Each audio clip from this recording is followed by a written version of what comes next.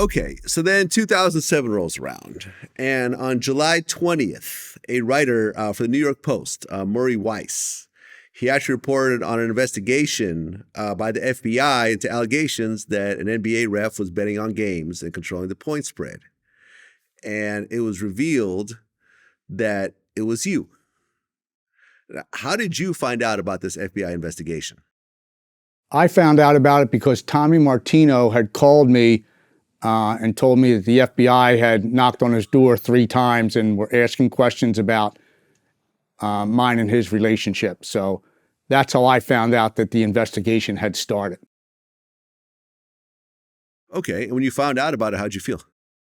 Awful. I immediately went to a friend of mine who was an attorney, and I think within a couple of days he had called the United States attorney who was working the case and had a conversation with him. And I was in the office and it was on speakerphone, and Tom Siegel, who was that United States attorney, said to the guy that called him, you tell Tim Donaghy, we know what he did, when we know who he did it with, and it's just a matter of time before we come get him. It's going to be a lot better for him if he comes to us before we come to him, because if we have to come to him, he's going to go to jail for a long, long time.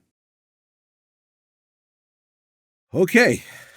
So, once the news broke out, it turned into a circus. A bunch of reporters ended up on your front lawn, and you and your wife are inside. How did it feel when all this was happening?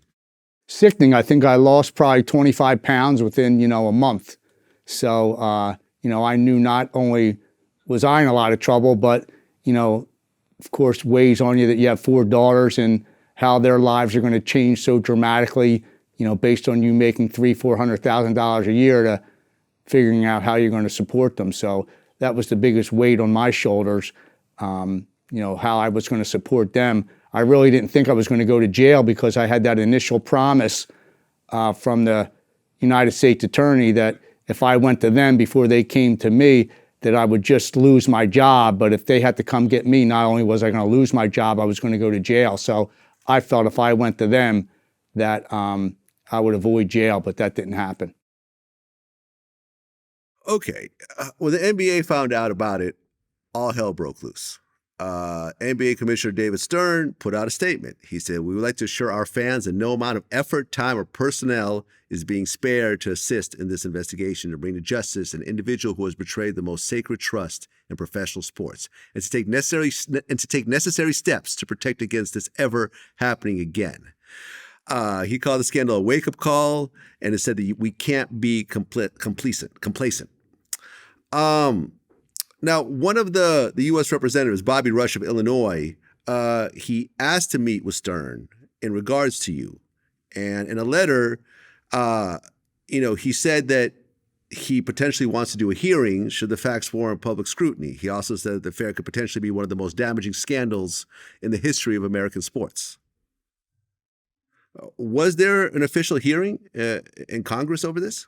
No, we had thought that there was going to be one, but David Stern had so much power that he was able to really get this whole thing squashed and, say that I was the one bad apple in the bunch and I was the only one that did anything wrong.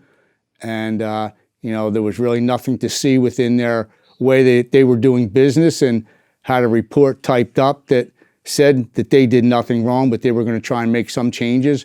And then it was all me.